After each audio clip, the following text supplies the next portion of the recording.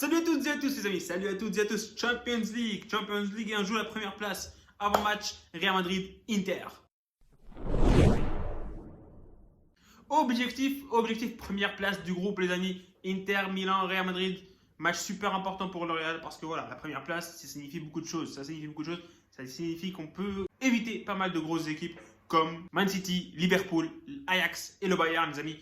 Donc match super intéressant, vous savez pourquoi? Parce que les deux équipes vivent une forme magnifique, une dynamique de fou. Le Real Madrid avec 8 victoires consécutives, toutes compétitions confondues.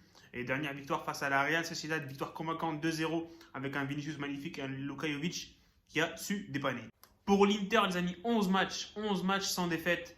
Pour l'Inter Milan, leur dernière défaite c'était en Serie A contre la Lazio 3-1 au Stadio Olimpico. Concernant les confrontations directes, sur les 5 derniers matchs contre l'Inter, on a gagné 4 matchs et on a perdu un seul, c'était en tournoi amical. Mais sinon, les 4 derniers matchs, c'était des victoires pour le Real, dont 3 en Champions League de l'année dernière et une cette année au San Siro, c'était à 1-0 les amis.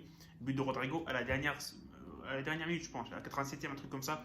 Bref, le Real est en forme face à l'Inter et il faut que ça continue. Carlo Ancelotti a convoqué pas mal de joueurs pour ce match contre l'Inter, match capital. Les 3 gardiens, comme d'habitude, Courtois, Lunin, Toni, Fuidias pour la défense. Carvajal, Militao, Alaba, Vairo, Nacho, Marcelo et Ferland Mendy. Le milieu, les amis, il y a du Kroos, du Modric, du Casemiro, du Camavinga, du Isco, du Lucas Vazquez et enfin Eduardo Camavinga. Pour l'attaque, bien sûr, les amis, la grosse perte, pas de Benzema, pas de Karim Benzema qui s'est blessé face à la Real Sociedad.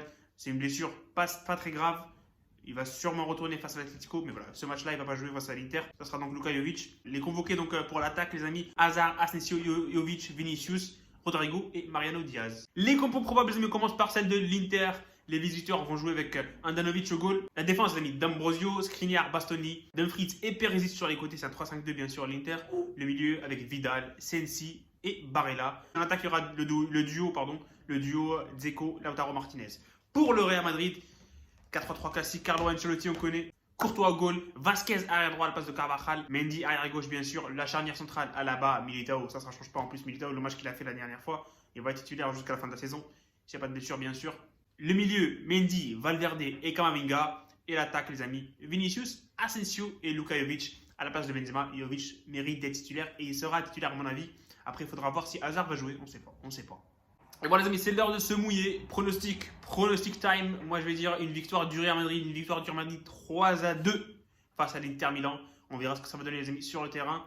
Mais voilà, je vois une victoire du Real Madrid 3-2, je ne sais pas pourquoi. Et voilà, dites-moi dans les commentaires bien sûr vos pronostics à vous. Et on se retrouve les amis demain pour le débrief. Salut et profitez des vôtres.